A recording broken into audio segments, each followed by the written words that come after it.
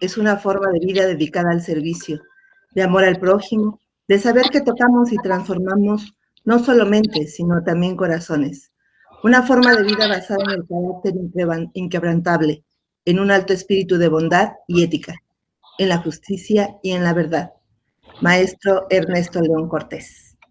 Muy buenos días, jóvenes alumnos, compañeros tutores que nos acompañan, con el enorme deseo de que se encuentren bien de salud, al igual que las familias de cada uno de ustedes. Me es grato darles nuevamente la más cordial bienvenida a esta actividad académica organizada desde la coordinación del Programa de Asesoría y Tutoría Académicas en colaboración con el Departamento de Formación Inicial y del personal directivo y docente. Y con gran respeto y admiración me permito presentarles al maestro Ernesto León Cortés, quien amablemente accedió a participar con nuestra escuela dictando la conferencia La Identidad Normalista. El maestro Ernesto León Cortés es egresado de la Escuela Normal de Teotihuacán, donde realizó los estudios de profesor de educación primaria. Cursó la licenciatura en Pedagogía, especializado en Ciencias Sociales, en la Escuela Normal número 2 del Estado de México. Realizó la especialización en Investigación Educativa en el Instituto Superior de Ciencias de la Educación del Estado de México. Tiene la maestría en Pedagogía con la especialidad en Administración, la que cursó en la Escuela Normal Superior de Hidalgo. Asimismo, se mantuvo en constante capacitación y actualización al participar en diplomados, cursos, simposios, etc. Durante sus 31 años de servicio, laboró como profesor de educación primaria, profesor horas clase y orientador técnico de educación secundaria, profesor horas clase y subdirector de preparatoria. Y aquí hago un paréntesis de un momento de presunción. El maestro fue mi maestro en la escuela preparatoria anexa a la Normal de Teotihuacán.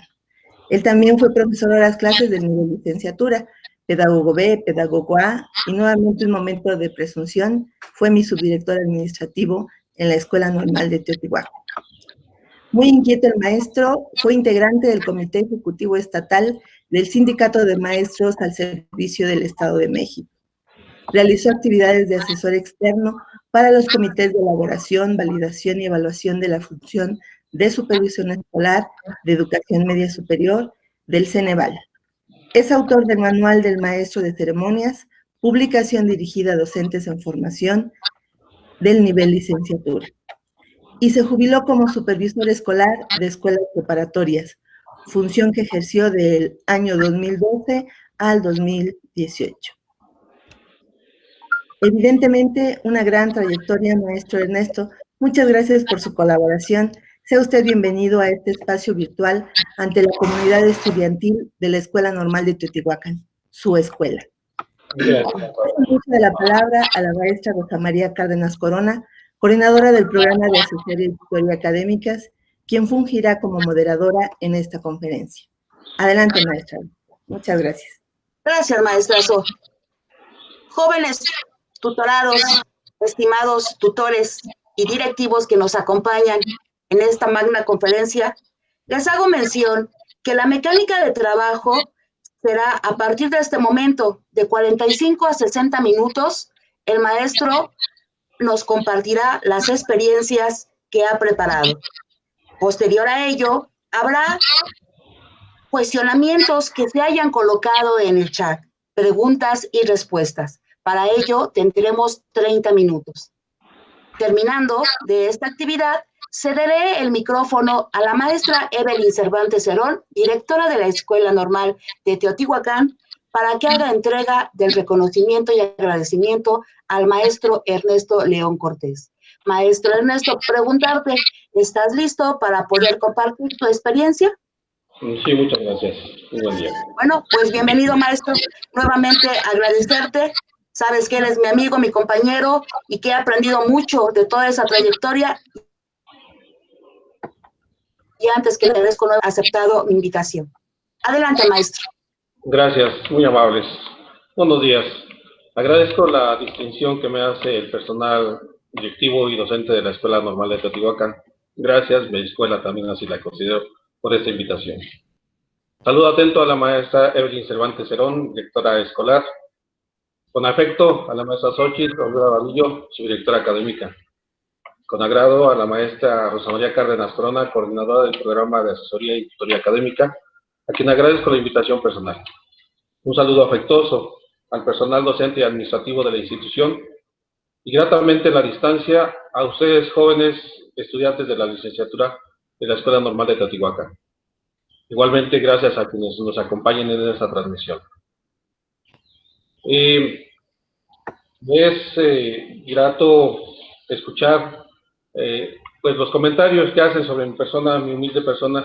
Sin embargo, pues solamente quiero considerar y decirles que esta trayectoria me ha permitido lograr amigos, sobre todo. Amigos que en el transcurso de esta sinnúmero de actividades me han permitido aprender mucho de ellos y crecer a la par. Esta plática no quiero considerarla como una magna conferencia, les agradezco esa distinción, pero es una plática, es una charla de amigos, una charla de compañeros que nos dedicamos y jóvenes que se dedicarán en breve a la docencia, esta aventura interminable. Esta plática girará en torno al tema identidad normalista.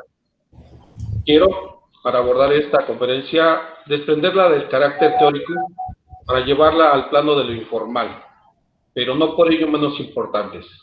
Será una charla sin tecnicismos. Podemos encontrar muchos conceptos e interpretaciones al respecto, pero para esta plática nos enfocaremos en dos vertientes.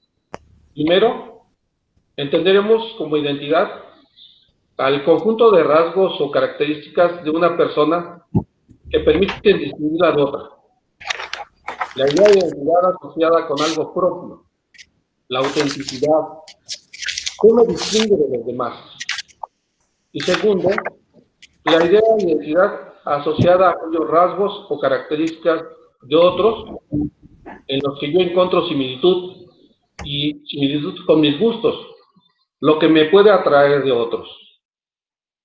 Con este inicio, estaremos empezando a conformar una identidad.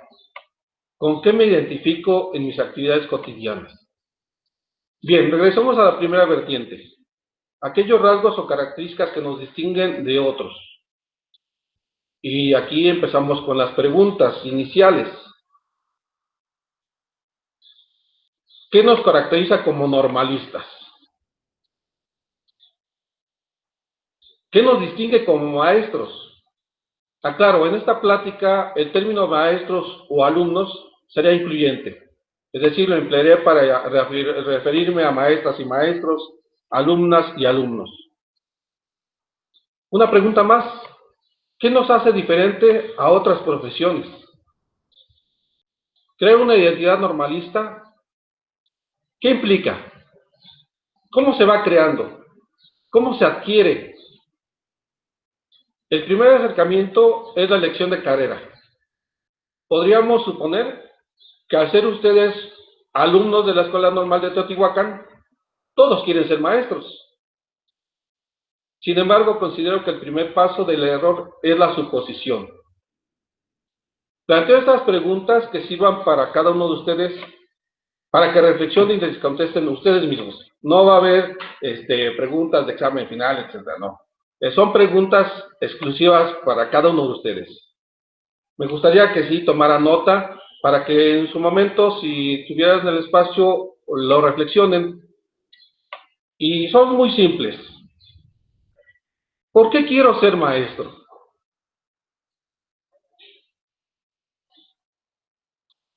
Una segunda pregunta. ¿En realidad quiero ser maestro? ¿Estoy convencido que ser maestro es mi vocación?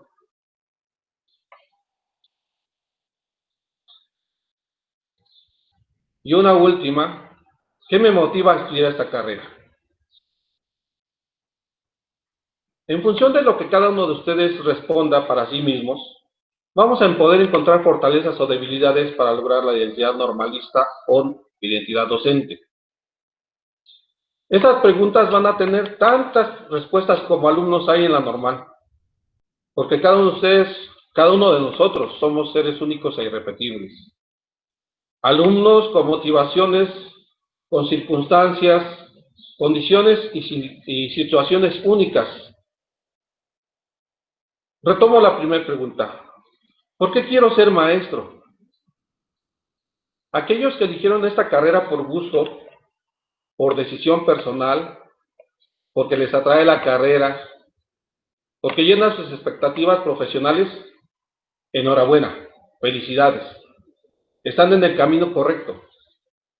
Seguramente para ustedes será más sencillo lograr esa identidad. Aquellos que tienen respuestas diferentes como era la única escuela cercana, mis papás querían que yo fuera maestro o que yo sea maestro. Yo no quería, pero mis papás solo podían pagar esta carrera. U otras respuestas parecidas. No se preocupen, no vamos a juzgar. Son realidades que viven ustedes, alumnos de la normal, que vivimos algunos que ya cursamos esta carrera. Quienes han tenido esas respuestas diferentes, con ellos va a ser más complicado, pero no por ello imposible. Aquí empezamos ya a crear una identidad. Ser maestro es una tarea ardua. No es fácil ser maestro. Es una tarea complicada, muy demandante, pero eso sí, altamente satisfactoria. El maestro se le caracteriza como el profesional de la educación, aquel que está dedicado a guiar, a propiciar la creación del conocimiento, a generar condiciones de aprendizaje para la comprensión de ese conocimiento que permita mejorar la vida de las nuevas generaciones y la propia. Es complicado ser maestro, pero también muy, muy gratificante. Ser maestro también es amar la verdad, tener un alto espíritu de servicio, una férrea voluntad para transformarse a sí mismo. Tenemos que reinventarnos cada día. Tenemos que fortalecernos en la ética, la justicia, en la equidad. Aclaro también que hay profesionistas que ejercen la docencia por inercia, sin ese espíritu de servicio, simple y sencillamente porque han obtenido el título profesional, pero carecen de una vocación. Sin embargo, existen, están, son parte de nuestras escuelas, de nuestro área profesional. Qué triste ver a esos maestros ejerciendo una labor que no disfrutan. Y más triste saber que sus alumnos están ahí porque no les queda más remedio que escucharlos. Bien, vamos a dejar ese espacio a un lado. La siguiente pregunta, ¿cuáles son esas características o rasgos que nos identifican como maestros? ¿Qué nos hace diferentes? El actuar del maestro se basa en una filosofía, en el amor a la sabiduría, al conocimiento. Por lo tanto, el maestro debe poseer un bagaje cultural y científico muy extenso. Los maestros deben poseer una cultura general muy amplia para entender el mundo y sus transformaciones. Pero ¿cómo obtenemos ese vasto conocimiento? Pues es simple.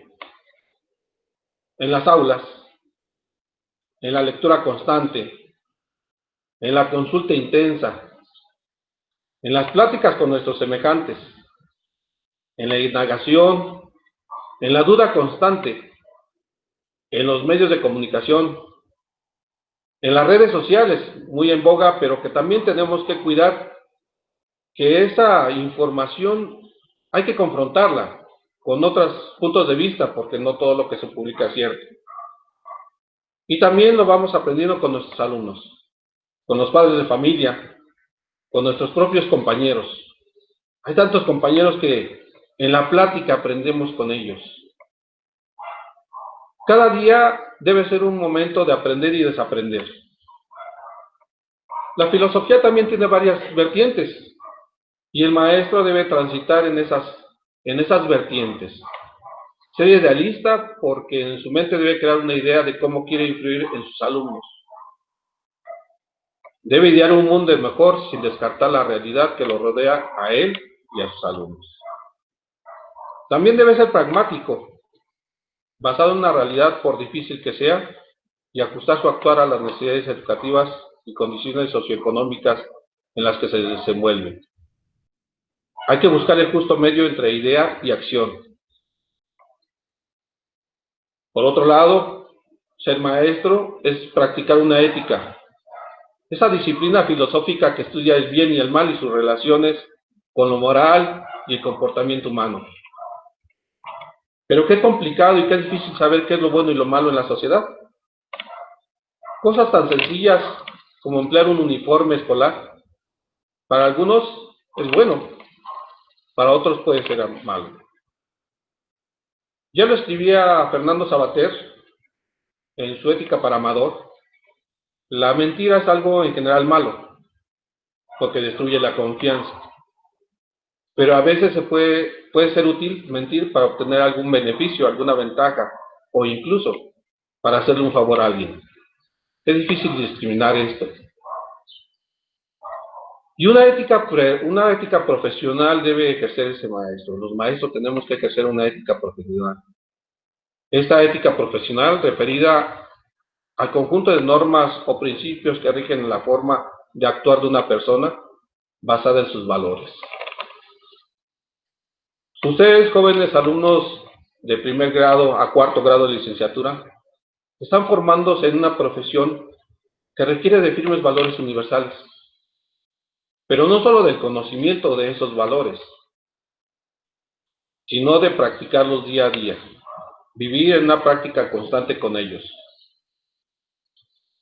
¿Cuáles son esos valores universales? Pues son tan sencillos, tan simples que están a la orden del día. El respeto a sí mismo y a los demás. Una cualidad básica es el respeto.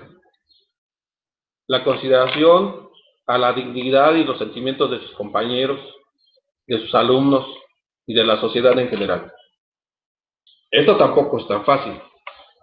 Nuestras creencias personales y las que tenemos muy arraigadas son diferentes a las de otras personas.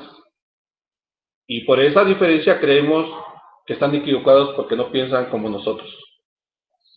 Pero se necesita madurez para respetar el punto de vista de los otros.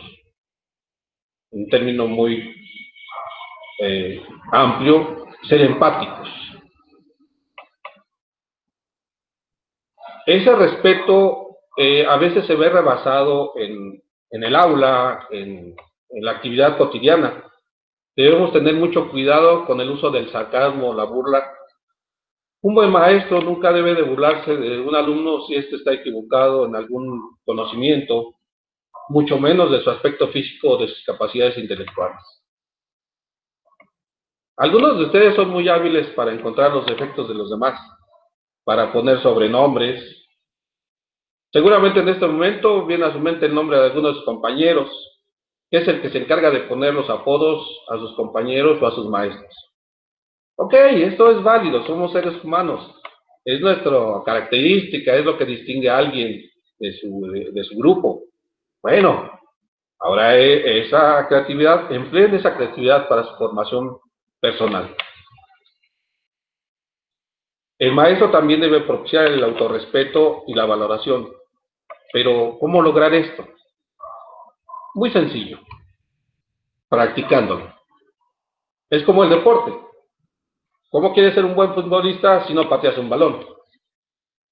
¿Cómo quieres ser un buen bailarín si no te atreves a empezar a mover tu cuerpo? Entonces, es lo mismo. Esto debe practicarse, analizándole cada situación y cada persona, autorrevisando su actuar. Bien, aquí ya llevamos algunas características de lo que es ser un buen maestro. El respeto, la autovaloración. Sin embargo, hay una infinidad. Otro es la responsabilidad. Todos hablamos de responsabilidad. No, ese sí es responsable, ese no es responsable, pero cuando se convierte en un actuar es otra cosa. La responsabilidad es un concepto, pero que va implícito a una acción. Formarse como maestro es asumir el impacto que generan sus actos en los demás. ¿Cómo? Pongo un ejemplo posiblemente muy burdo, pero que puede ocurrir en algún momento. Supongamos que el grupo de danza tiene una presentación en un festival. Ya todo está listo para la presentación, todos los alumnos con su vestuario y listos, pero el alumno encargado de la pista, de la memoria en donde está la grabación de la pieza que van a ejecutar, no ha llegado porque se quedó dormido y le ganó la combi. No sé si le recuerda esto a alguna ocasión, algo posiblemente eso solamente ocurre en otro lado, ¿verdad?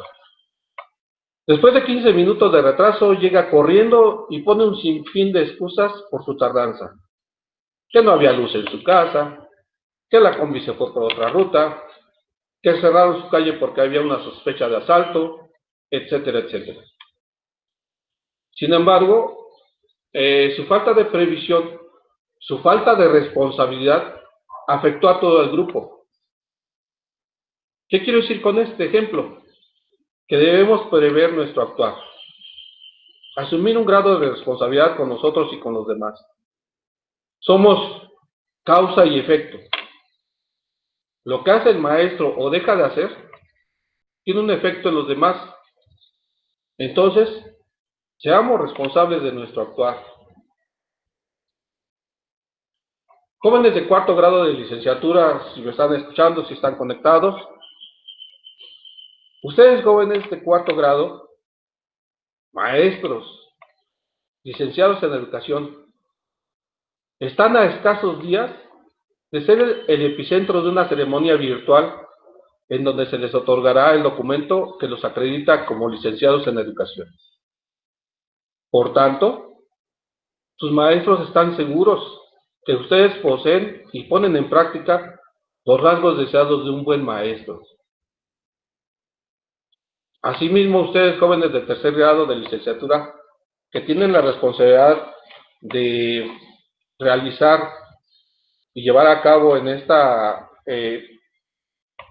asesoría y tutorías académicas, en las prácticas profesionales, en diversas instituciones, es precisamente en esos espacios en donde ustedes ponen a prueba y van adquiriendo, reafirmando o modificando esos rasgos distintivos del actuar docente. Este es el espacio exclusivo, es propio. Ahí ustedes ponen en práctica todo ese bagaje que han empezado a cultivar desde que ingresaron a la Normal de Teotihuacán. Hay un sinnúmero de características o rasgos que debe poseer un buen maestro. Entre ellos, viene otra lista interminable. El maestro debe ser disciplinado, debe ser autodidacta, también debe poseer un trato agradable, debe ser entusiasta, soñador, motivador, debe poseer un lenguaje muy amplio, también ser firme en sus decisiones, tener visión. Ya lo decía Stephen Covey en su libro El octavo hábito de la efectividad a la grandeza. La visión se produce cuando nuestra mente relaciona posibilidad con necesidad. Hay una necesidad en el ámbito educativo, en mi espacio educativo, en el aula de clase.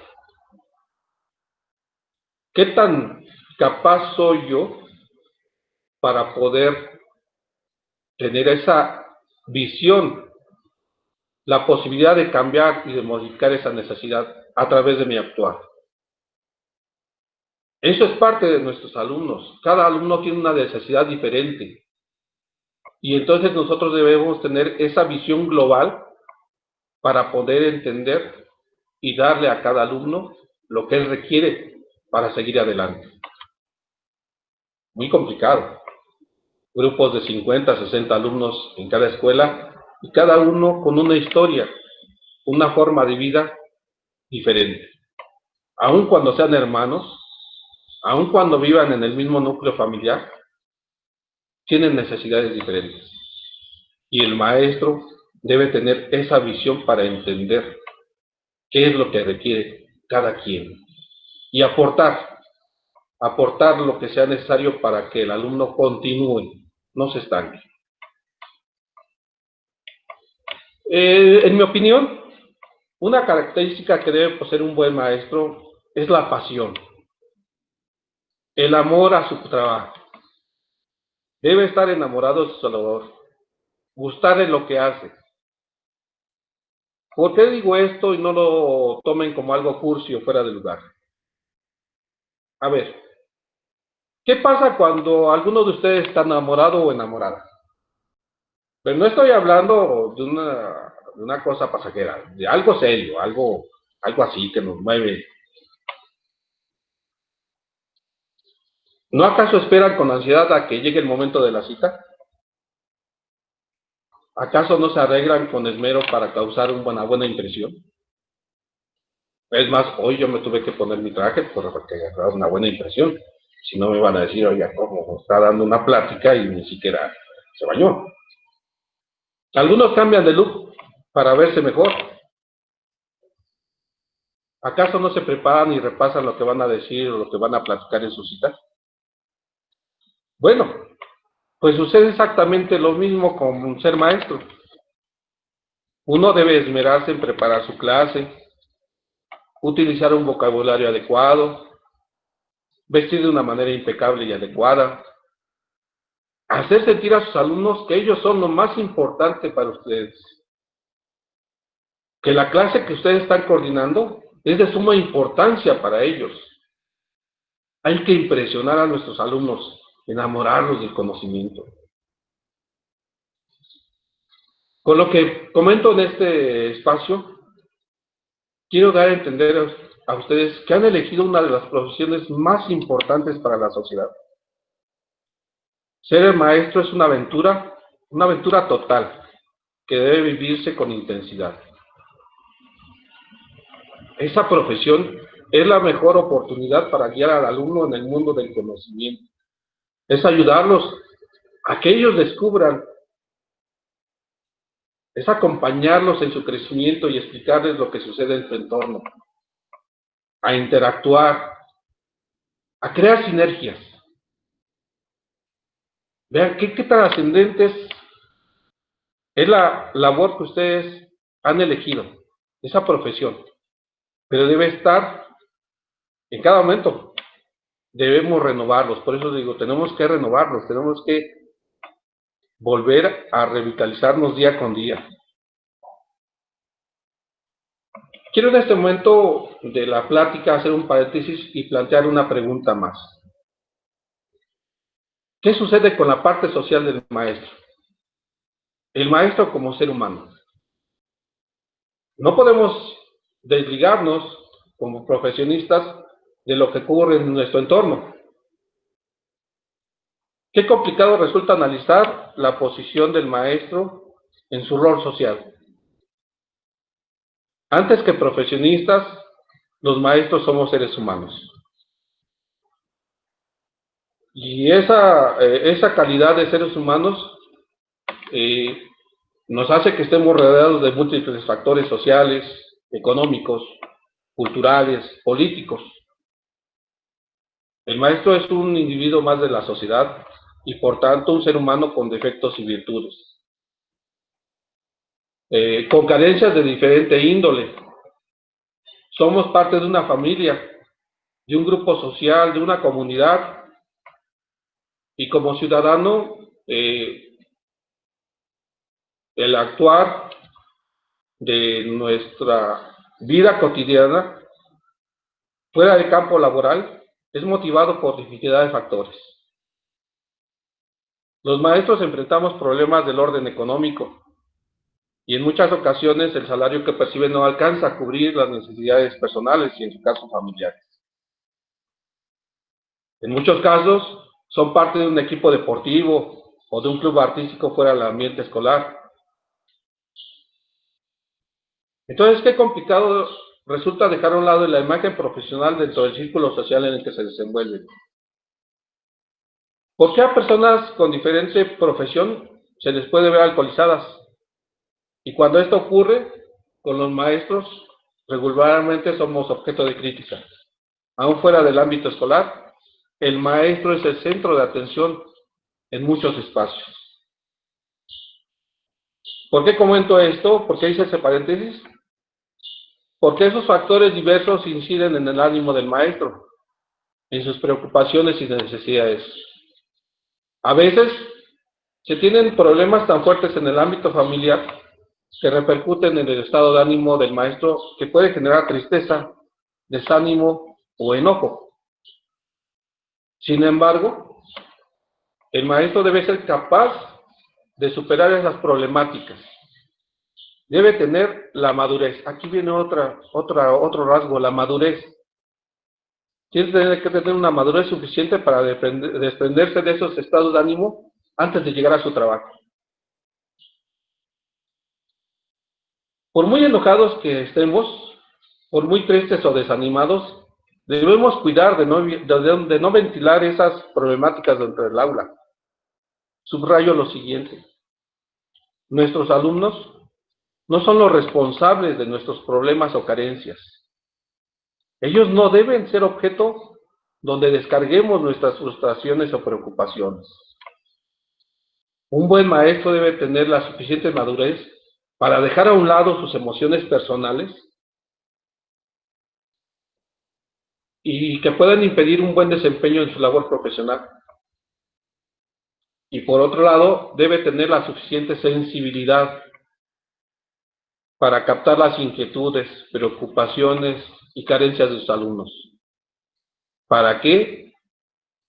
Para que desarrolle una labor adecuada dentro del aula. Debe buscar por todos los medios que sus alumnos comprendan, se apropien del tema de la clase independientemente de su preocupación personal. Por favor, aquí se los subrayo también, por favor, no se conviertan en maestros que den clases para el pizarrón. No debemos dar por hecho que todos los alumnos llegan a la comprensión o al conocimiento del tema por el simple hecho de que yo ya di la clase. No. La mayoría de los alumnos, por inercia, por pena, por evitar la burla, no se atreven a manifestar que no han entendido la clase. Repito, no se conviertan en maestros que den clase para el pizarrón o para los alumnos más destacados. Debemos buscar que todos o la mayoría de los alumnos comprendan la clase. Bueno, veamos otra arista de esta temática. ¿Recuerdan a sus maestros de la primaria, secundaria o preparatoria? Bueno, también a los de la normal, aquí incluyo a los compañeros maestros de la licenciatura. Seguramente, más de algunos de ellos fueron sus preferidos por la forma en cómo les daban la clase. Ese profe me gusta, me encanta cómo da su clase, llega bien motivado, nos levanta el ánimo. Yo me estoy durmiendo, pero ya cuando llega él me activo. Y otros que se convierten en su peor pesadilla. ¿A qué voy con esto? Bueno, cada uno de ustedes, cada uno de nosotros, tiene una forma única de dar sus clases. Unos son muy formales, otros son muy activos, otros son alegres, otros son tranquilos, en fin, cada uno de ustedes debe ir formando un propio estilo, su sello distintivo de dar clase. Y eso no se logra de la noche a la mañana, Bueno, pues aquí la invitación. Recuerden a sus buenos maestros. Traten de pensar qué les gustaba de cómo daba su clase y ahora, en función de eso, creen un estilo personal. Y también recuerden a aquellos que no les gustaba. O sea, eso también es importante. ¿Qué no les gustaba de uno o de otro maestro? Para que no lo repitan. Absorban todo lo bueno y desechen todo lo que no les gustaba de ellos. Seguramente ese estilo propio les traerá muchas satisfacciones a ustedes y a sus alumnos. Es de suma importancia valorar la labor docente. El trabajo que realizas cada día con tus alumnos debe de llenar de satisfacción principalmente a dos actores: a tus alumnos y a ti mismo.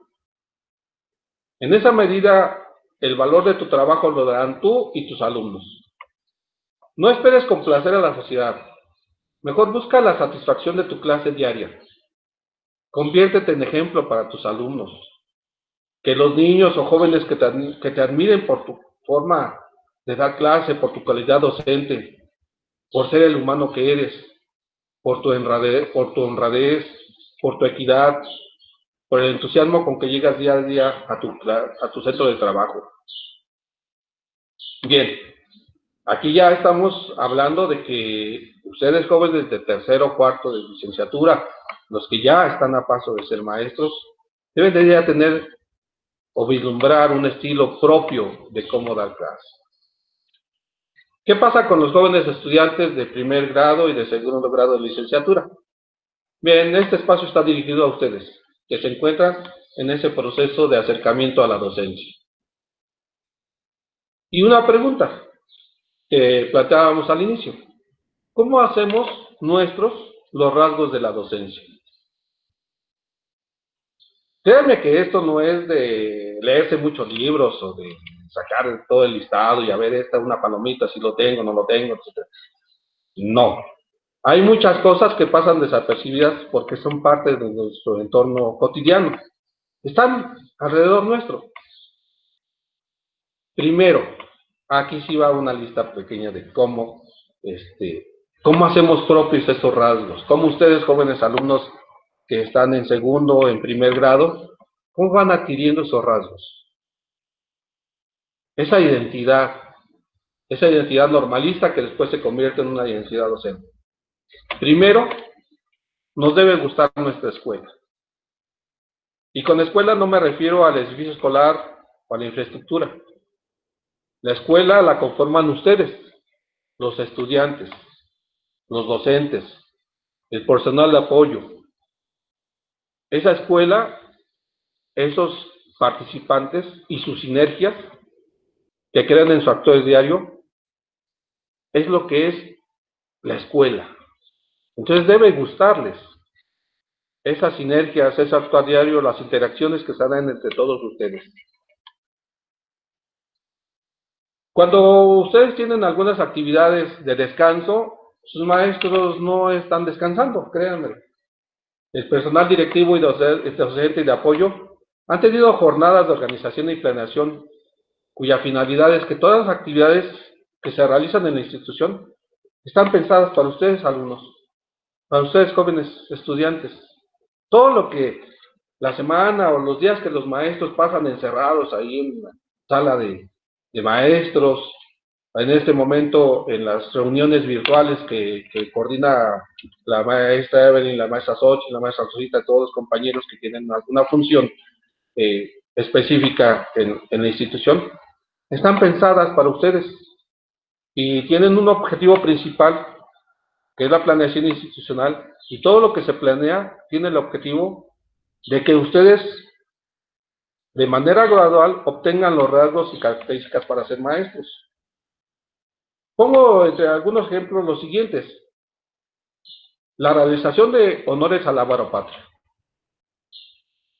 Las jornadas de prácticas de observación, bueno, en ese momento yo les llamaba así, ¿no? En este momento han cambiado algunos términos, pero en esencia tienen ese fundamento, que ustedes se acerquen a la vida de las instituciones. Las jornadas de limpieza, que parecieran algo tan fuera de lugar, no, son una forma de adquirir algún rasgo, que es precisamente la disciplina, la organización, la realización de concursos de poesía, de oratoria. Un maestro no puede ser callado, no puede ser, tiene que tener esa capacidad de darse a entender. Imagínense un maestro con un vocabulario muy reducido o con una forma por pena, por su personalidad, no, debe ser más extrovertido. Las convivencias sociales, la realización de festivales, la integración de cada uno de ustedes a alguna actividad artística o cultural, todo ello tiene la intención de un acercamiento de identidad con el actuar docente. con su identidad. Ustedes, jóvenes de segundo grado de licenciatura, ya han transitado 2 ciclos escolares en los que ya conocen la dinámica de la institución. Ya la conocen. Bueno, pues, tal mes se va a realizar tal cosa, los lunes hacemos honores a la bandera. Han realizado ya prácticas de acercamiento en diversos escenarios escolares.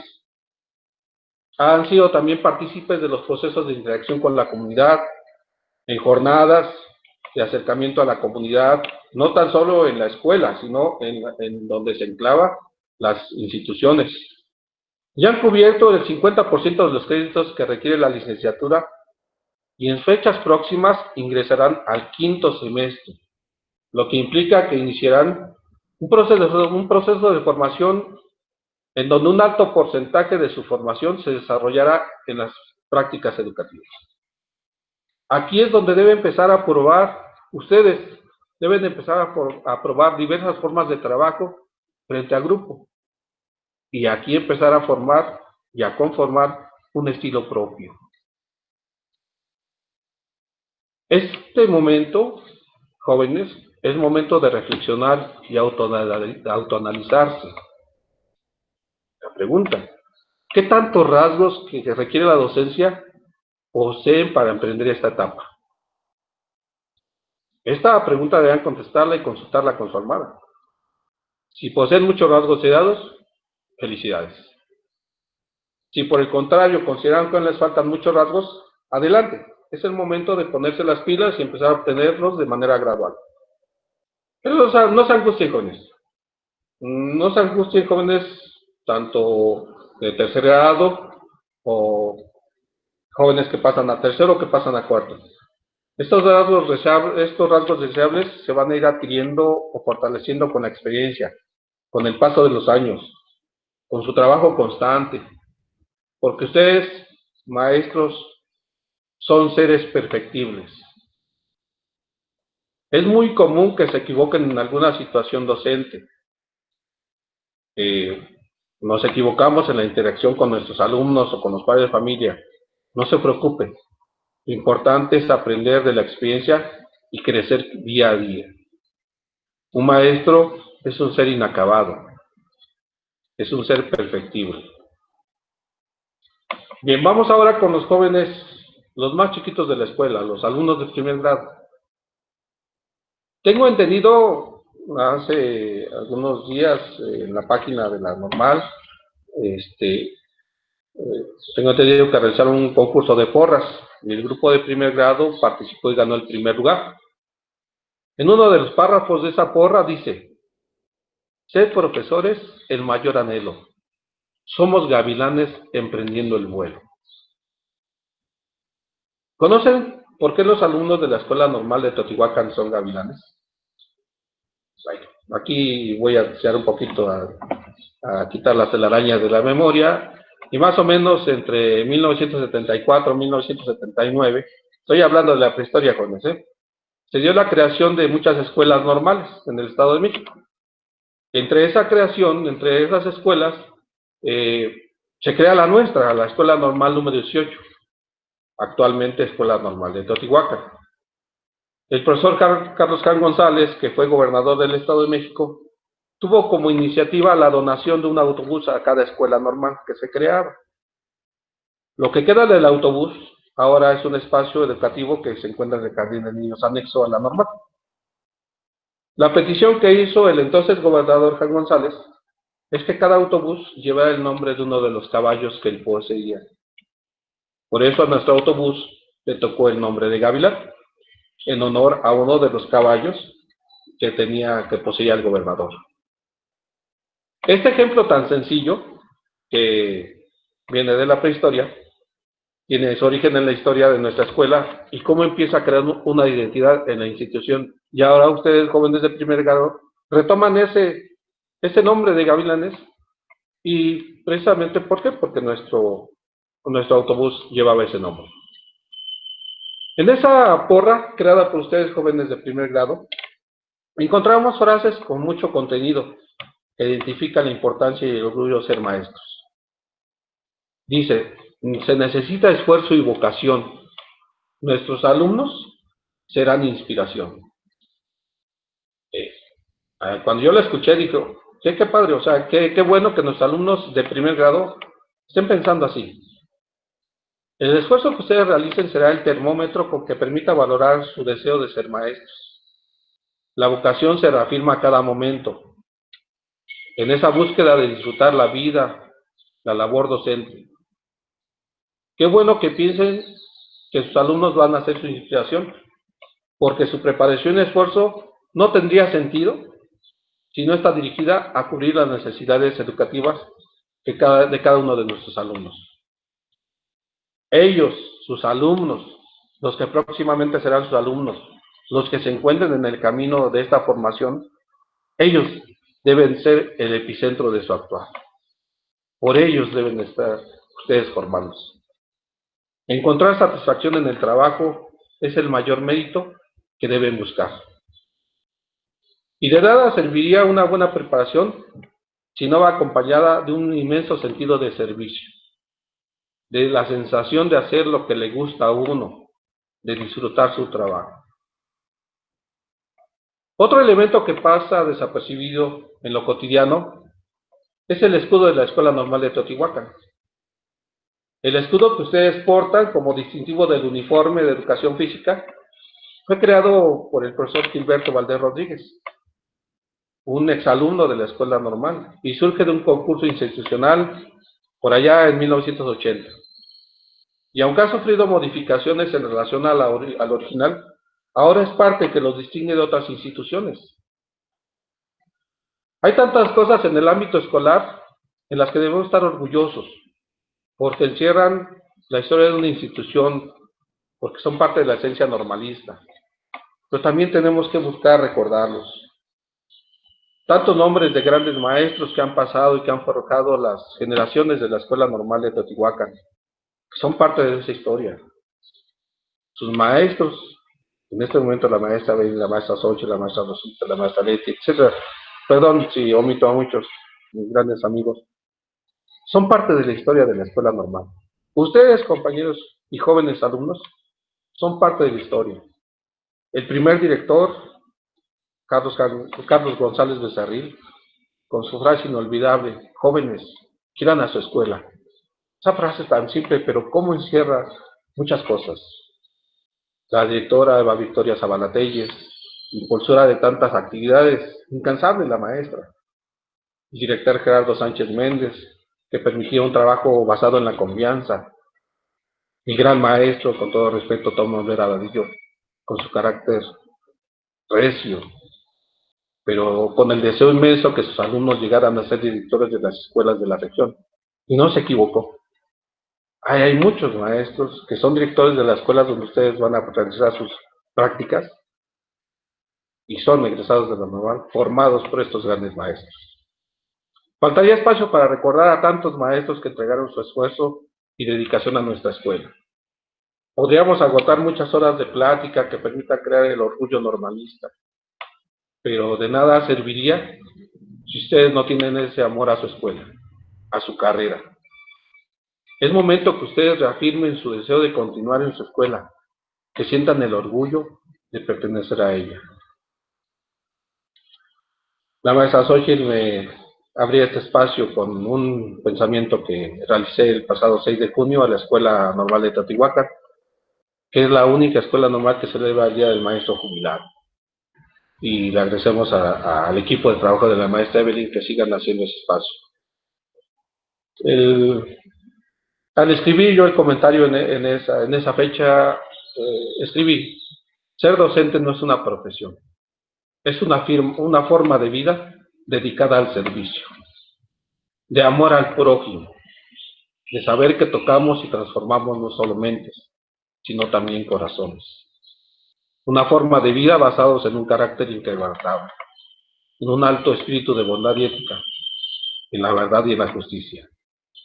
Enhorabuena a quienes decidieron abrazar la labor docente, porque ser maestro es encontrarse el hombre ante la responsabilidad del mismo. Muchas gracias por su atención. Gracias, maestros. Gracias, jóvenes estudiantes. Maestro Ernesto, de verdad que fue muy grato poder escuchar cada uno de tus comentarios, que efectivamente nos hace recordar y reflexionar nuestro inicio y todo el proceso que hemos tenido como compañeros, como amigos. Recordaba en este momento cuando empezábamos en el ballet folclórico del Valle de México con el maestro Cliff. Hablabas de la pasión que teníamos para poder continuar con los estudios, poder continuar con las obligaciones artísticas, la parte familiar y sobre todo el que nuestro estado de ánimo nunca bajó. Te reconozco que pese a todas las circunstancias que hemos atravesado de manera particular, tu familia, tu persona, reconozco que ese control de emoción nos deja muy claro que ser profesionista como tú lo eres, puedo aprender aún más de ti, al igual que todos mis jóvenes alumnos que en este momento se encuentran de primero a cuarto de licenciatura, al igual que mis compañeros maestros, compañeros directivos. No sin antes agradecerte de verdad toda esta emotiva charla que has brindado para cada uno de nosotros. Pasaría yo a continuación con la mecánica de preguntas y respuestas. Alondra Ochoa te hace una pregunta. Sí. Si se habla de pasión, ¿por qué se le da más oportunidad a los maestros que no están meramente apasionados? Bien, claro que sí. Sí, en este momento se responde. Dejo el micrófono, maestro, para que puedas hacer o dar una respuesta. Bien. Alondra, gracias por la pregunta. Es complicado. El inicio del normalismo con la creación de las normales tiene características muy especiales que después, con el paso del tiempo, han sido modificadas por cuestiones de carácter político-laboral. Y lo digo claramente. Anteriormente, estudiar para maestro era precisamente una formación con tintes a que la negociación que se hacía con la parte laboral entre el sindicato y el gobierno permitía que se les otorgara una plaza de manera automática a quienes egresaban de las escuelas normales. Esto con el tiempo cambia, porque surgen necesidades diferentes. En las escuelas normales, como la nuestra, se formaban a jóvenes estudiantes, o en otras escuelas normales como Ecatepec, Tecámac, las más cercanas, alumnos que iban a ser maestros y se formaban para ser maestros de educación preescolar, de primaria, y después hubo la necesidad de formar a los maestros que iban a dar clases en secundaria, no así en preparatoria y en otros espacios, lo que permitió que para dar clases en preparatoria hubiese la necesidad de contratar a profesionistas de otras áreas, como ingenieros, como licenciados, por la formación que tenían, que era parte del programa de formación de la preparatoria o de la secundaria. Y no había egresados de las normales que estuviesen en esa formación, no había tantos. Entonces se abre el abanico para que gente no formada en las escuelas normales se incorpore al campo de trabajo, a las escuelas. Y con esto no quiero decir que son malos, fue malo.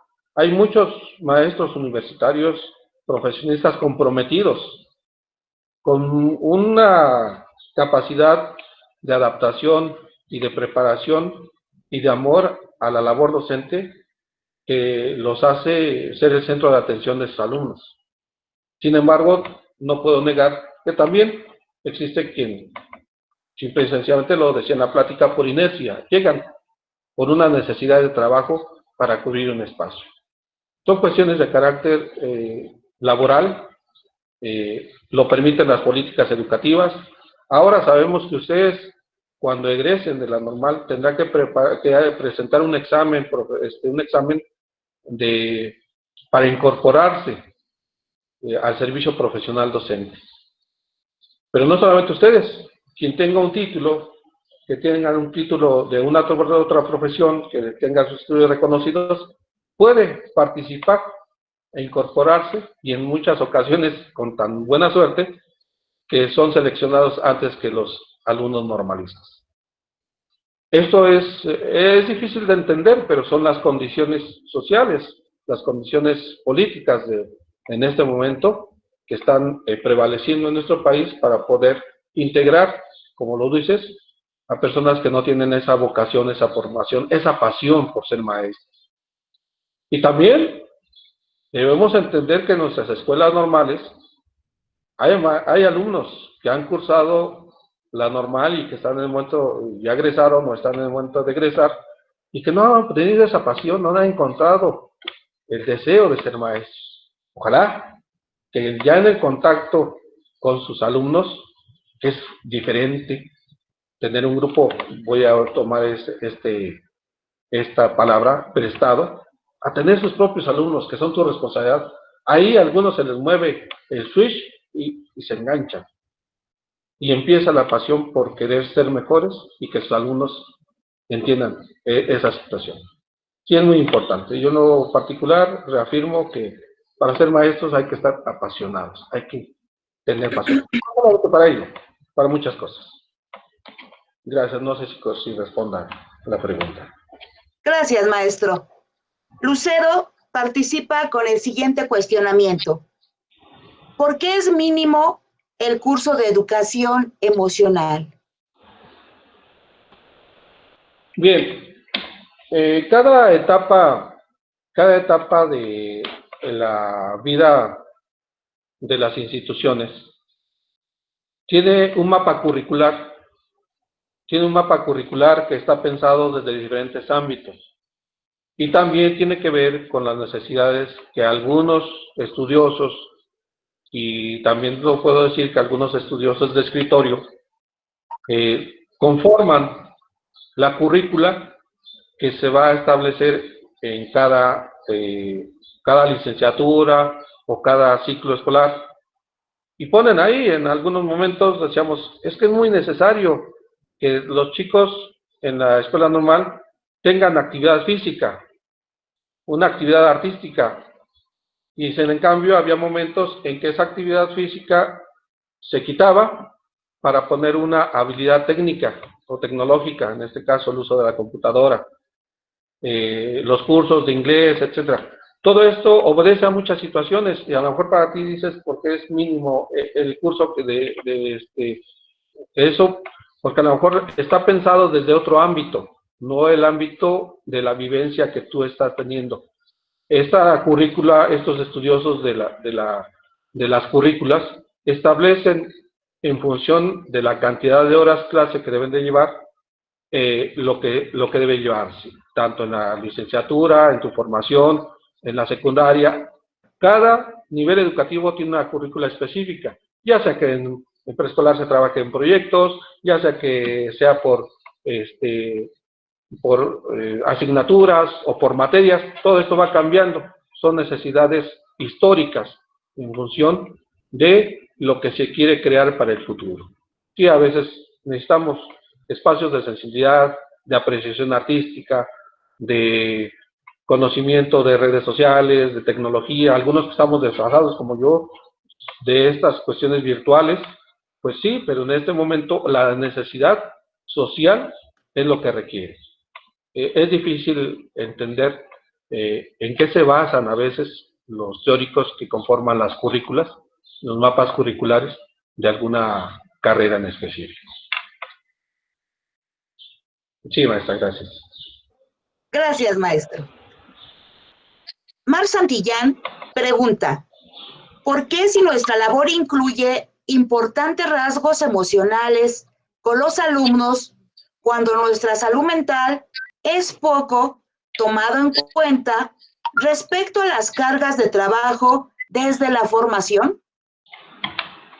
Bien, sí, Marta, bien.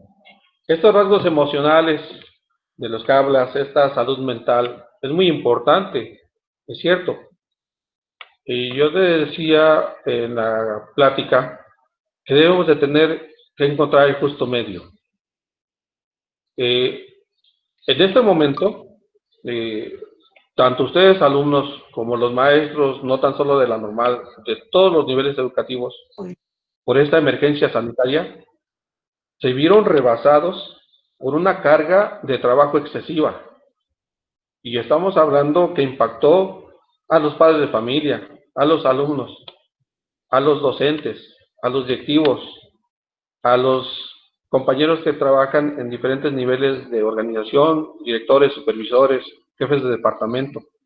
Es cierto, esto fue una necesidad que vino aquí, esa salud mental de la que hablas, vino a traer una carga emocional diferente. Es más, no creo equivocarme que más de alguno de ustedes, más de alguno de sus compañeros alumnos, más de alguno de mis compañeros docentes, prácticamente aventaban el trabajo mientras no estaban conectados, lógicamente, y tenían que hacer un esfuerzo superior para controlar sus emociones, porque quienes trabajan desde casa, quienes han empezado a trabajar desde casa, escuchan ruidos, escuchan la atención del hijo, la atención de la mamá, todo el mundo quiere ser atendido, a diferencia de cuando estamos en un espacio áurico. Ahí estamos aislados de otros factores que no ocurre ahorita en este medio, en esta forma de trabajo generada por una situación de emergencia sanitaria. Y efectivamente, el maestro debe tener una madurez para buscar ese equilibrio, esa salud mental, esos rasgos emocionales que están rebasados. Ahí tenemos que buscar una catarsis, tenemos que buscar un medio de desfogar ese rebase de emociones que tenemos en este momento. Yo lo digo que en este momento ustedes están trabajando en estas fechas cuando algunos otros ya están descansando, pero eso es parte de tu formación, eso es parte de buscar el equilibrio. Esto no lo teníamos pensado, esto es inédito, esa es una situación que nunca se había dado en el país, en el mundo, de crear este trabajo en línea que vino a cambiar, a modificar la forma de vida de maestros, alumnos y de todo el sector educativo. Solamente te digo, ten paciencia, busca equilibrar tus emociones y también busquen un espacio de desfogue, ya sea en el deporte, ya sea en la lectura, ya sea en otra actividad diferente que no implique un estrés más para esta actividad. Es salud mental y es algo que nos falta mucho a los maestros, pero tenemos que buscar esa manera. Espero, más Santillán, gracias. Que sí haya. Sí, de nada. Muchas gracias. Peter Hernández, de segundo de LEAES, te envía un cordial saludo y él hace el siguiente cuestionamiento. Maestro, siempre he querido saber de dónde surge el orgullo normalista. Bien, Peter Hernández. Yo creo que esto no podemos encontrarlo en los libros, simple y sencillamente, como lo decía. Podemos encontrar libros de filosofía, por eso cuando empecé la plática, no hablaba hablé de desprender la parte teórica, porque pudiera haber sido muy árida, ¿no? Irnos sobre un autor, pues retomar los pensamientos de uno u otro y hacer un sinnúmero de aspectos teóricos de grandes pedagogos clásicos de la filosofía, o escritores como José Sámago, o Sabater, Helen Hernández, en el arte de ser maestro. No, yo creo que aquí el orgullo de ser normalista precisamente es una distinción. Hay un orgullo universitario, la creación de la Casa Máxima de Estudios, y después va modificándose. Precisamente en el Estado de México, somos el estado que más escuelas normales tiene en el país. El boom salió, los comento, con Juan González, la creación de muchas escuelas, porque era necesario que la gente se preparara para ser maestros de las comunidades más alejadas, Nuestra geografía estatal es tan diversa, tan rica, tan amplia, que encontramos zonas áridas, zonas nevadas, zonas con grandes espacios acuíferos, pero también con muchas carencias. Una escuela alejada 5 o 6 kilómetros de donde te deja el autobús. Entonces, había que crear esas normales para que gente de la comunidad pudiera formarse en escuelas cercanas y que pudiera dárseles trabajo en lugares no muy lejanos a su comunidad. Esto se fue poblando y ahora ya es difícil que alguien que estudie en la Escuela Normal de Teotihuacán trabaje en Otumba, trabaje, ¿por qué? Porque ya los que ya tenemos algunos años están trabajando ahí, se fueron acercando. Entonces, vuelvo a tu pregunta. El orgullo normalista surge precisamente de esta creación de las escuelas normales y agarrarle amor a la camiseta, a tu escuela normal, ahí donde te formaste. Y así como estoy hablando ahorita, hay una escuela normal en Atlacomulco, hay otra normal en Los Reyes, Texcoco, en Los Reyes, en Texcoco, en Tenancingo, etc. Casi cada municipio de nuestro estado tiene una escuela normal. Atizapán de Zaragoza, Toluca, Villa del Carbón, Toluca, Coatepec Garinas, no sé. Entonces, el Estado de México puede presumir de que tiene maestros formados en sus escuelas normales locales. Vamos a otros estados, Veracruz tiene 2 o 3 escuelas normales, Oaxaca tiene 2 o 3 escuelas normales, para todo el estado. Y nosotros tenemos, si no me equivoco, siguen siendo 32 escuelas normales, maestros, se me vaya la memoria. Las escuelas normales del estado surgen casi de manera local. Entonces, ahí empieza a surgir el orgullo normalista. Eso no es de leer los libros, eso es una situación de empezar a vivenciarlo en tu escuela, en las necesidades, y también, ¿por qué no?, defender ante otras situaciones que eres normalista. Así como los universitarios son orgullosos de ser egresados de la Universidad Autónoma de México, de alguna otra institución, del Politécnico, perfecto. Aquí hay un orgullo normalista, ¿por qué? Porque tenemos una formación más humanista, más diferente, más arraigada a nuestras comunidades, porque están pensadas las escuelas normales en atender a la población más cercana. Y créeme que hay maestros que caminan horas para llegar a su centro de trabajo y lo hacen con un gusto, porque fueron precisamente formados en ese amor al normalismo, a la educación. Ojalá que vas empezando en esta bonita carrera, empieces a sentirte orgulloso de tu escuela normal para que puedas defenderla en el buen sentido de la formación que de ahí te van a dar, de ahí que estás obteniendo. Ser normalista es ser muy orgulloso de ser normalista. Gracias. Gracias, Piquet. Muy bien, muy bien. Tania García, de segundo de Leaes, pregunta, ¿entonces cree que es necesario la implementación de más actividades de educación socioemocional? Bien, yo creo que esas implementaciones de actividades socioemocionales, que precisamente para buscar la sensibilidad, les hablaba de un mapa curricular que está pensado en diferentes momentos, por diferentes necesidades. Estas actividades, cuando yo les decía que los maestros en sus jornadas de organización institucional empiezan a crear, a pensar qué es lo que les falta a nuestros alumnos, ¿sí? En este momento yo podría decirte, sí, se hacen falta, y los maestros de la normal podrían decir, no, no les hace falta. Son diferentes puntos de vista porque yo no vivo su realidad. Ustedes como alumnos tienen la posibilidad de acercarse a sus docentes, a sus directivos, que seguramente, conociendo la calidad humana de sus directivos y de sus maestros, conociendo esa calidad, ustedes tienen la capacidad de acercarse para proponer ¿Qué hace falta? ¿Qué requerimos? Lógicamente, tampoco es cuestión, perdón por la expresión, no es cuestión de cumplir caprichos.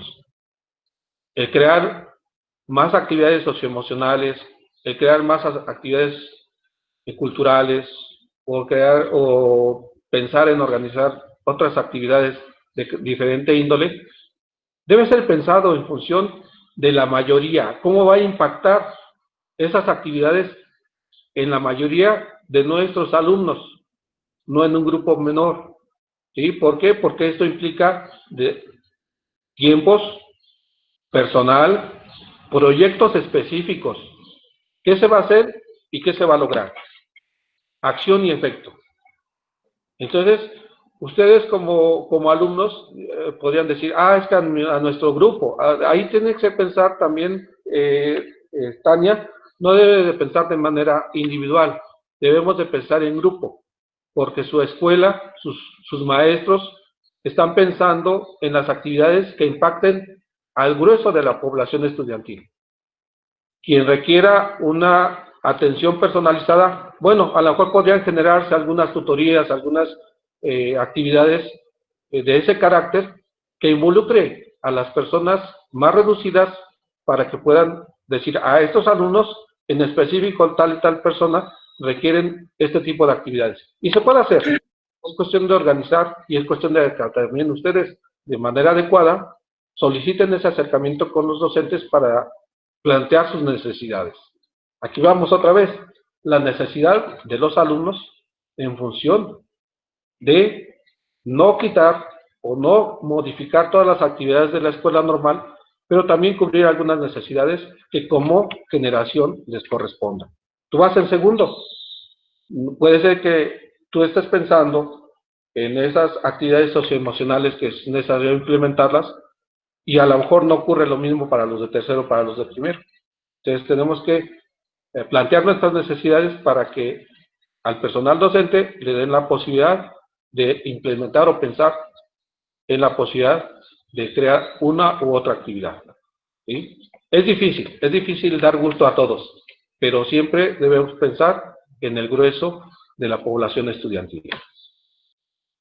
Gracias, Tania. Gracias, doctora. Muy bien. Glendy Madrigal, también de segundo de LEAES, pregunta, ¿qué impacto deja las actividades extraclase en la formación docente? Bien. Wendy, no sé si Madrigal, no sé si es correcto. Glendy. Gracias, Wendy Madrigal. Mira, las actividades extraclase, en su gran mayoría, se realizan porque es muy difícil en sesiones normales de clase cubrir todas las necesidades tanto del programa como de las actividades propias pensadas con ustedes. A lo mejor por muy bien planeada que tenga un maestro su clase, no alcanza el tiempo para agotar todo lo que el programa requiere. Si ustedes analizan, ustedes revisan, y cuando les presentan el inicio del semestre, el maestro les presenta todo el programa de su asignatura, tiene tantas implicaciones que es difícil cubrirlo. Si a esto le sumamos actividades de suspensión de clase por en este caso pensemos algo muy reciente, el sismo, que implica en una jornada normal, en un curso, un ciclo escolar normal, frente en el aula, y que ese sismo provocó grietas en el aula, no pueden arriesgar a que pase un accidente. Entonces se tiene que pensar, se tiene que modificar. Si a eso le sumamos suspensión de actividades porque hay un festival o los días feriados, periodo ocasional, o se alargó un día más, o porque hubo una negociación sindical y se les dio el día del maestro, el día de la mamá, el día del estudiante. Todo eso, si lo suman, viene a reducir terriblemente la cantidad de horas clase frente al grupo y que no alcanza a cubrir el programa. Eso es precisamente las actividades de esta clase, lo que trata de buscar, que ustedes complementen su formación en actividades extraclase, lo que no se pudo ver en el aula. Eso es una necesidad, y que seguramente cuando ejerzas vas a enfrentarte a ella, porque quieres cubrir el programa y hay infinidad de situaciones externas que no nos permiten abordarlo en su totalidad. Y entonces tenemos que echar uso de las actividades de esta clase pensadas en función de esa formación. Gracias. Gracias, muy bien. Blendy. Lucero pregunta, si se trata de disfrutar el servicio, ¿por qué es que siempre limitan las nuevas ideas, en especial los docentes veteranos? ¿No quieren cambiar lo ya establecido? Híjole, Lucero, mira, lo que sí te voy a decir, disfrutar, eso no se puede establecer alguien, eso tiene que ser propio. Tú puedes, y voy aquí a sonar un poquito complicado a lo mejor en mi explicación, porque tú tienes en tu formación, o vas a tener en tu formación un grupo prestado, en donde tus actividades van a estar limitadas por el programa, por etcétera, y a lo mejor a veces hasta por las políticas internas de la institución. Sin embargo, yo siempre he sido creyente de que nadie puede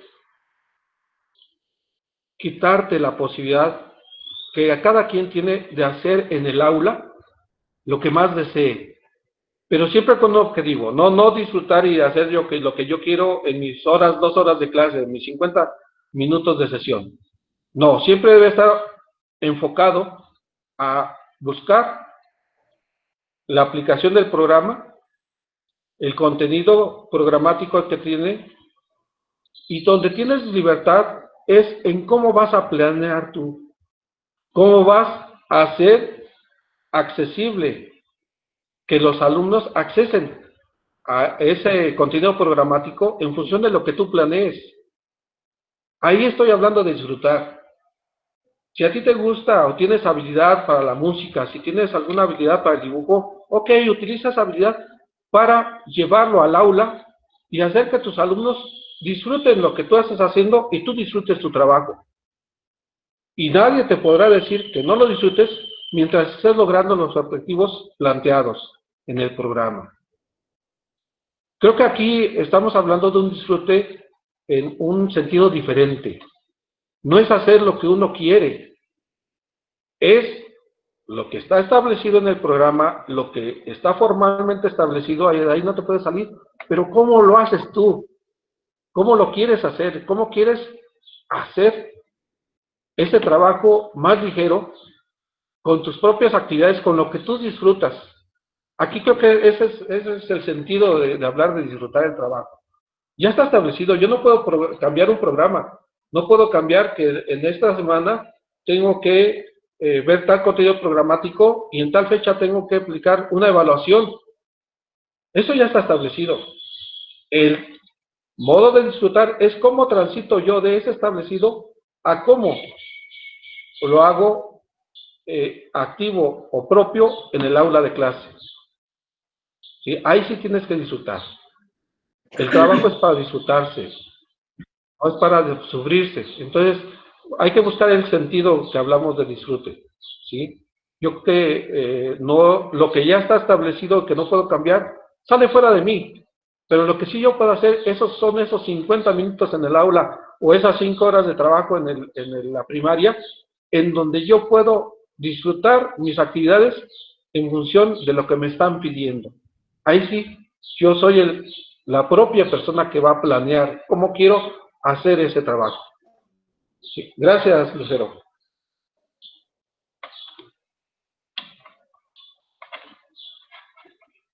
Adelante, gracias. No sé si...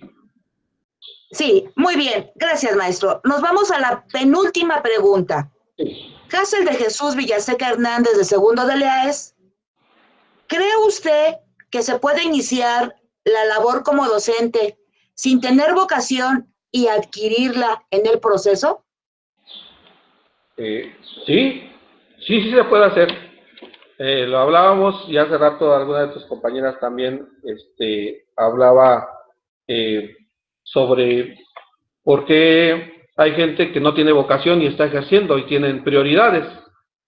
Bueno, porque simple y sencillamente las condiciones para ingreso al servicio profesional docente permiten que diferentes profesionales de otros ámbitos puedan participar y buscar un espacio en la labor docente, aun cuando ellos no tengan una formación muy diferente y a lo mejor no tengan la vocación. Sí es cierto, se puede hacer.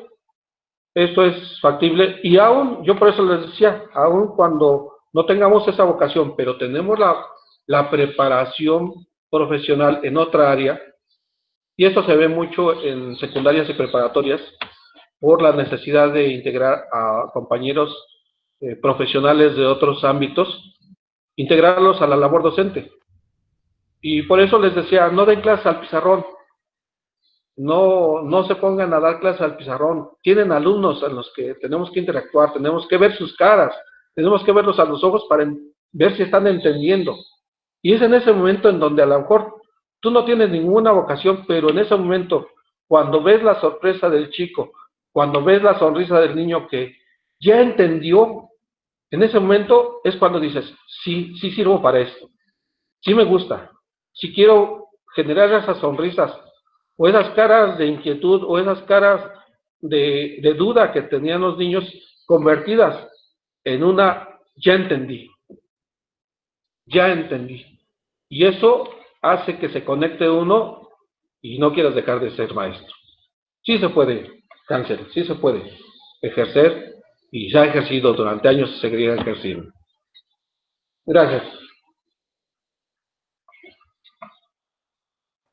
Gracias, maestro.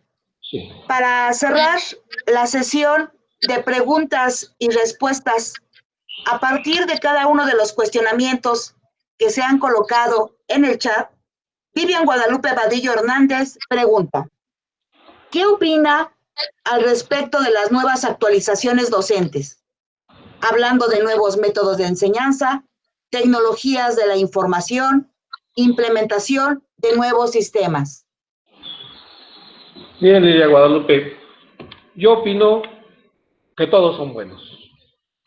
Aquí no hay, porque sean nuevos o porque sean viejos, no tienen que perder validez. Todos son buenos porque fueron pensados precisamente en facilitar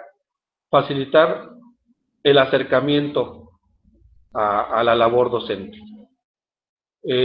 Todos van a ser buenos en función de tú cómo los quieras emplear. Yo puedo tener a los mejores teóricos con no hay recetas de cocinas para dar clase, no hay recetas de cocina para ser maestro, no hay un manual para ser maestro. Si yo tengo una teoría y tengo todos los elementos teóricos así estudiados de principio a fin, pero yo no tengo la intención o no tengo el gusto por aplicarlos en el aula, de nada me sirven. Puede ser lo más viejo o lo más moderno, y lo conozco en teoría, la forma es cómo lo aplicas. La forma es cómo tú precisamente ocupas esos referentes teóricos, esos modelos educativos, esas técnicas de aprendizaje, esas formas nuevas de la pedagogía, ¿cómo las aplicas tú? ¿Cómo las haces propias y después te permiten facilitar el contacto con los alumnos? Puede ser que yo no conozca y que estoy completamente desfasado de esos métodos, pero tengo la convicción de lo que yo estoy haciendo y que de esa forma lo puedo hacer llegar a los alumnos, y en el momento en que obtengo resultados, perfecto. Eso ya es importante. ¿Por qué? Porque en ese momento, independientemente de la teoría que estés manejando o de los métodos actuales o antiguos, Aquí lo importante es que el alumno descubra el conocimiento, descubra lo que tú estás intentando hacerle entender. Y puedes combinar métodos muy viejos. Ahorita lo estoy haciendo, esta es una plática, era lo que hacía Platón en sus diálogos. Es una técnica muy vieja, platicar, el maestro debe tener esa capacidad de platicar, o puede llegar con una cantidad de materiales didácticos, pero si nadie me entendió, ¿de qué sirvió? Entonces aquí debes de combinar. Tú, si los conoces, si los manejas, ahora combínalos y haz que impacten en tus alumnos. Eso es lo primordial.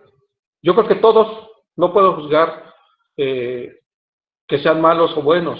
Yo creo que es cuestión de cómo tú los emplees para facilitar el camino del aprendizaje en el alumno. Gracias, Lilia Guadalupe. Espero que sí haya respondido a tu pregunta. Maestro Ernesto, agradecerte por la claridad y precisión en cada una de tus respuestas. Muchas gracias. También Al contrario, quiero aprovechar la ocasión y el momento para agradecerle al ingeniero Alejandro Arce Serna por hacer posible la transmisión de esta magistral conferencia, porque así yo lo veo, maestro, aunque tú nos digas que es una charla, de verdad que para mí es muy emotivo. Gracias. Con Gracias, mucho aprendizaje lo que tú nos has compartido. A continuación, cedo la palabra a la maestra Evelyn Cervantes Cerón, directora de la Escuela Normal de Teotihuacán.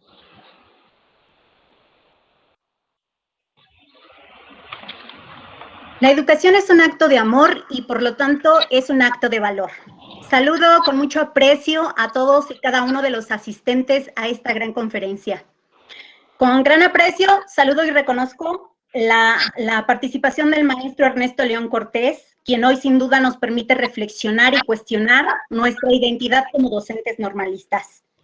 Maestro, sus experiencias compartidas nos permiten reconocer que los docentes se configuran en lo personal y lo profesional del sujeto. La forma en cómo ven y cómo cuestionan la vida, las relaciones que establecen con sus alumnos, así como cómo entienden la educación y el aprendizaje, la enseñanza. Hoy, con todo lo que nos ha compartido, hemos de comprender que más que una profesión, ser maestro es una misión que requiere de un compromiso ético, que tiene un significado social que determina e impacta la construcción de nuestras sociedades, que tiene que ver con la capacidad de conocer y reconocer lo que necesitan los otros, no solamente nosotros mismos. Ya en el 2001 decía Edgar Morin que la identidad es un proceso dual en el cual hay que enseñar al sujeto a conocerse a sí mismo y permitirle que reconozca la diversidad inherente a todo aquello que es humano. Entonces, maestro, las reflexiones que hoy nos comparte, sin duda son para nuestros docentes en formación ideas que amplían y enriquecen su formación. Agradezco y reconozco su participación y asistencia a este espacio, de la misma manera que reconozco y agradezco la participación puntual de nuestros docentes en formación, así como de nuestros compañeros docentes que hoy nos acompañan. Esta actividad en el marco del cierre de los trabajos de la tutoría y la asesoría en nuestra casa de estudios. Me permito reconocer también a la maestra Rosa María Cárdenas Corona, quien siempre, maestra inquietante, ha buscado promover actividades a favor de la consolidación del perfil de egreso de nuestros estudiantes. Y bueno, pues de esta manera me permito hacer llegar el reconocimiento de manera simbólica, maestro Ernesto, por esta ocasión. Ya habrá oportunidad de entregárselo de manera física, que la letra dice: la Escuela Normal de Teotihuacán otorga el presente reconocimiento al maestro Ernesto León Cortés por haber impartido la conferencia magistral La Identidad Normalista, llevada a cabo por medio de la plataforma Meet, dirigido a los tutorados de la institución. Colonia Nueva Teotihuacán, México, aún a 3 de julio de 2020. Muchísimas gracias, mi reconocimiento y mi gratitud por siempre, maestro, por su participación. Gracias a todos por habernos acompañado. Gracias, maestra, muy amable. Gracias, un saludo y un abrazo. Gracias por la invitación. Gracias, maestra Rosita, maestra Xochitl, ingeniero. Es cierto, sin tu ayuda no hubiésemos podido hacer este enlace. Maestra Muy Evelyn. bien. Bueno, pues, sí, adelante, maestro.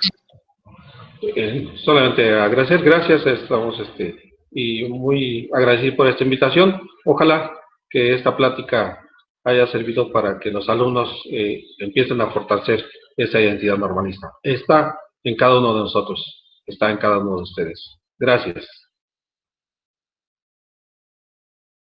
Compañeros, maestros, tutores, directivos